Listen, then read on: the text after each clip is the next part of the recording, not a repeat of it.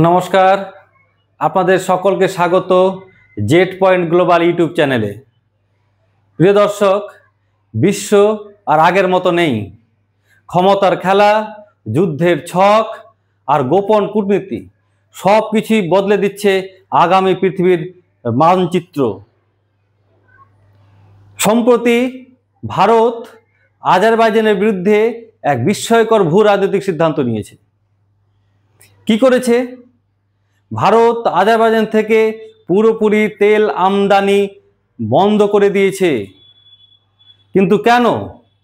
Azerbaijan তো ভারতের কোনো শত্রু দেশ নয়, তবুও ভারত কেন সিদ্ধান্ত নিল? তো আমরা জেনে নিই একটু পেছনের ঘটনা। এই যে ভারতবর্ষ পাকিস্তানের উপরে যে অপারেশন সিন্দুর চালিয়েছিল, তার পরিপ্রেক্ষিতে দুটি দেশ তুরস্ক এবং আজারবাইজান খোলাখুলিভাবে পাকিস্তানকে সমর্থন জানিয়েছে। একটা বিস্ময়কর ব্যাপার, যেখানে একটা বর্বরচিত নারকীয় হত্যালীলা চালানো হয়েছে জঙ্গিদের দ্বারা, আর সেই পাকিস্তানকে আজারবাইজান এবং তুর্কি খোলাখুলি সমর্থন জানিয়েছে।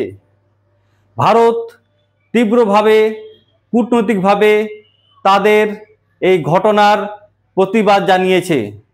ভারতবর্ষ এই দুটো দেশকেই সতর্ক করেছে যে যারা এই হামলার পেছনে মূল ষড়যন্ত্রী, তাদের সাথে আপনারা কেন? কিন্তু এই দুটো দেশ তা সত্ত্বেও পাকিস্তানের সাথ দিয়েছে।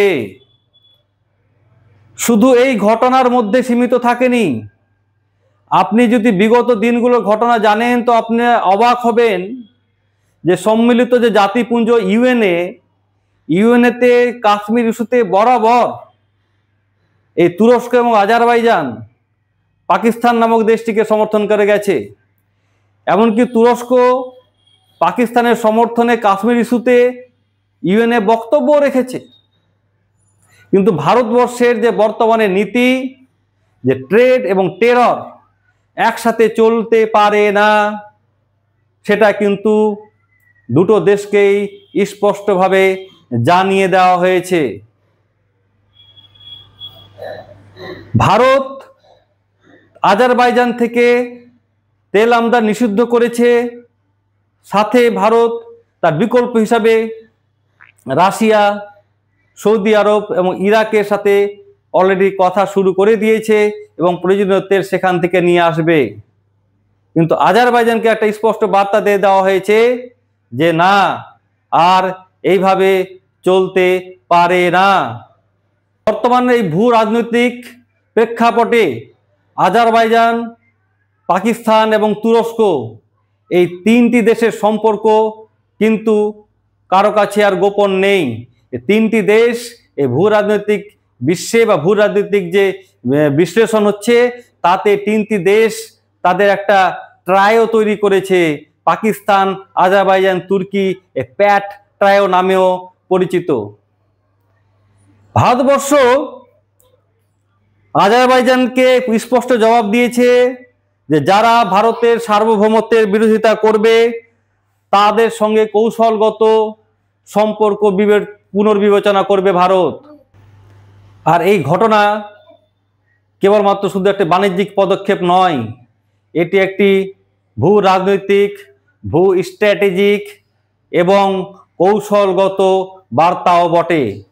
আগামী দিনে ভবিষ্যতের দুনিয়ায় শুধুমাত্র ব্যবসা নয়, নীতি ও অবস্থা নির্ধারণ করবে কে কাকে বন্ধু মানবে আর কে কাকে বর্জন করবে।